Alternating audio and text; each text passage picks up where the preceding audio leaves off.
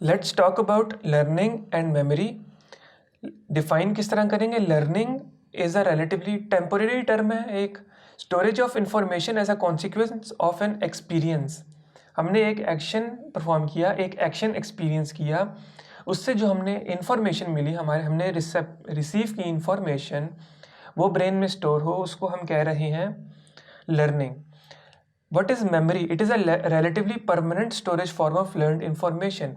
उस learned information को, उस learned experience को हमने longer times के लिए अगर brain में store कर लिया, वो उसको हम कह रहे हैं memory. Types of memory की अगर बात करें तो दो basis पे हो सकती है, on basis of expression and on basis of duration. On basis of expression अगर बात करें, एक है declarative memory, एक है procedural memory. Declarative memory को हम एक्सप्लिसिट मेमोरी भी कह रहे हैं, नाम से शो हो रहा है। डिक्लेरेटिव मेमोरी वो मेमोरी जिसको हम वो एक्सपीरियंसेस जो हमने एक्सपीरियंस किए हैं, वो एक्शंस जो हमने किए हैं, उसको हम डिस्क्राइब कर सकें किसी थ्रू और स्पीच और एनीथिंग, उसको हम कह रहे हैं डिक्लेरेटिव मेमोरी। डिक्लेरेटिव मेमोरी कहाँ के में कौन से ब्रेन पार्ट्स का रोल है? वो है hippocampus, amygdala and limbic systems. Procedural memory, हम फॉर एग्जांपल हमने एक स्किल जो है हमने लर्न कर लिया, एक बाईसाइकिल चलाना हमने सीख ली, हमने राइटिंग सीख ली, लिखना सीख लिया, वो हम उसको कह रहे हैं procedural memory, implicit memory, reflexive memory. अब हमें बाईसाइकिल बार बार सीखने की ज़रूरत नहीं पड़ेगी, हम एक दफ़ा सीख ली, अगली दफ़ा बाईसाइकिल बैठेंगे तो हमें जो बॉडी मूवमेंट्स हैं वो रिफ्लेक्सिवली हो जाएंगी। इसको हम कह रहे हैं प्रोसीजरल मेमोरी।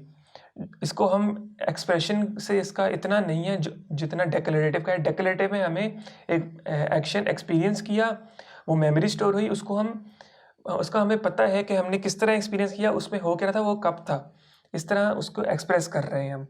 प्रोसीजरल मेमोरी में जो ब्रेन के एरियाज इन्वॉल्व हैं, sensory motor cortex, basal nuclei and cerebellum.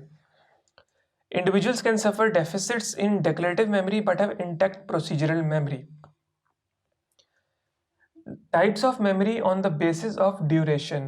एक शॉर्ट टर्म मेमोरी है, एक long term memory. Short term memory seconds two minutes, long term memory months two years, इतना time span होता है।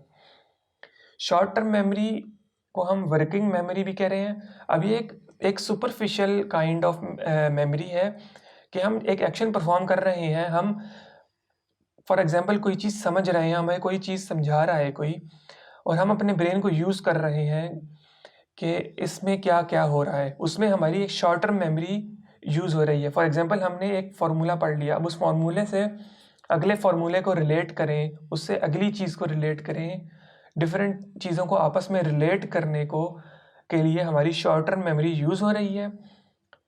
Can be converted into long term memory.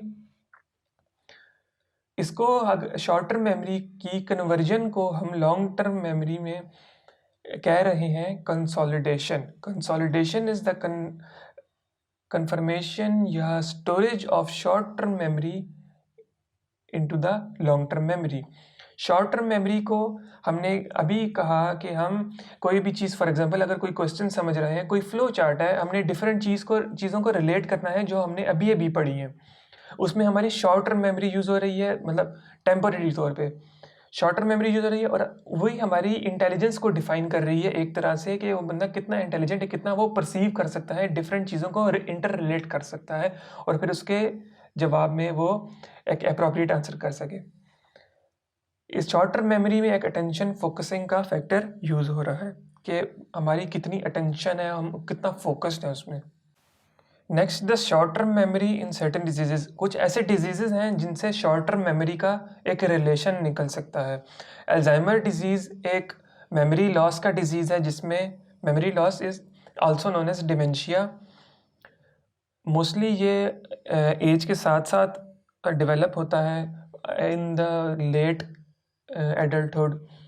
इसमें deficit in attention component, focusing component of short term memory. जो short term memory है वो affect हो रही है, बंदा फोकस नहीं कर पा रहा, उसकी अटेंशन नहीं दे पा रहा। अब अल्जाइमर डिजीज़ के पास उनके जो न्यूरल सर्किट्स हैं वो डैमेज होते हैं, तो जो शॉर्ट टर्म मेमोरी है वो लॉन्ग टर्म मेमोरी से इंफॉर्मेशन ले नहीं पा रही, तो शॉर्ट टर्म मेमोरी उनको नहीं समझ आ रही कि उनकी मेमोरीज क्या हैं, उन्होंने बोलना क्या है और रिस्पॉन्ड क्या करना है। Coma deep anaesthesia, electroconvulsive shock, insufficient blood supply to brain. ये ऐसी सिचुएशंस हैं जो शॉर्ट टर्म मेमोरी को अफेक्ट करती हैं। अब ऑब्वियसली कॉमा में या अनकॉन्शियस स्टेट में बंदा एक शॉर्ट टर्म मेमोरी फॉर्म ही नहीं हो रही उसकी, तो लॉन्ग टर्म मेमोरी जो है वो इंटैक्ट रहेंगी, और ये सिर्फ शॉर्ट टर्म मेमोरीज बंदे के पास नहीं होंगी इस टाइम पीरियड की, कॉमा की, अनकॉन्शियस स्टेट की या शॉक की स्टेट में।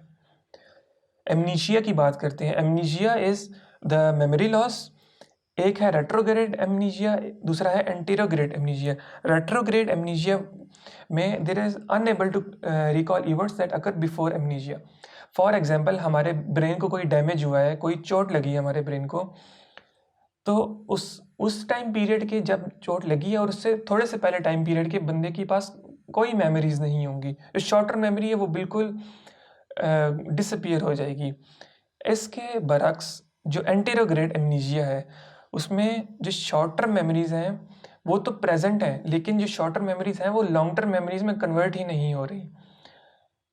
फॉर एग्जांपल, अगर हमारा लिम्बिक सिस्टम पहले से डैमेज्ड है तो हमारी जो शॉर्ट टर्म मेमोरीज हैं, फॉर एग्जांपल हमने कोई सर्जरी हुई किसी बंदे के ब्रेन पे, अब सर्जरी से पहले तो उसके पास शॉर्ट टर्म मेमोरीज थी, लॉन्ग टर्म मेमोरीज थी, लेकिन सर्जरी के बाद अगर लिम्बिक सिस्टम डैमेज हो गया तो लॉन्ग टर्म मेमोरीज जो हैं वो तो पहले वाली तो रहेंगी, लेकिन जो नई एक्सपीरियंसेस हैं जो शॉर्ट टर्म मेमोरी में कन्वर्ट हो रहे हैं, जो लर्निंग हो रही है वो हो तो रहे हैं, बंदे को पता है, वो समझ रहा है चीज़ें और रिस्पॉन्ड कर रहा है, लेकिन वो थोड़ी देर के लिए होगा, टेम्परेरी होगा, 2-3 मिनट के बाद बंदा वो भूल जाएगा।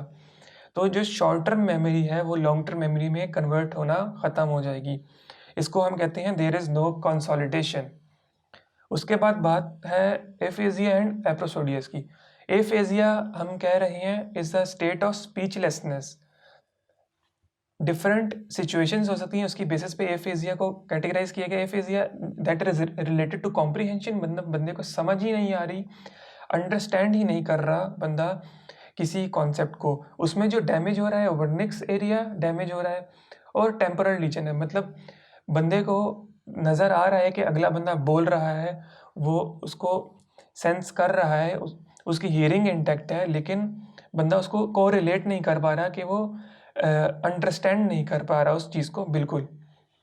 एक्सप्रेसिव एफेजिया, बंदे ने समझ ली चीज़ें, उसको समझ आ रही है उसने बोलना क्या है, लेकिन फिर भी उससे जो बोला जा रहा है वो गलत बोला जा रहा है, मतलब वो प्रॉपरली बोल नहीं पा रहा, जो उसके लफ्ज़ हैं वो प्रॉपरली इंटीग्रेट नहीं हो रहे। अब जो हम बोलते हैं उसमें मूवमेंट्स होती हैं, रेस्पिरेटरी फैक्टर्स इन्वॉल्व होते हैं और motor movement of mouth involve होते हैं, उनको दोनों को कोरिलेट नहीं हो रहा है। एज अ रिजल्ट जो बोल रहा है वो सही सेंटेंस फॉर्म नहीं हो रहा। एक्सप्रेसिव एफेजिया हम कह रहे हैं ब्रोकास एरिया डैमेज होता है और ये फ्रंटल रीजन में प्रेजेंट होता है।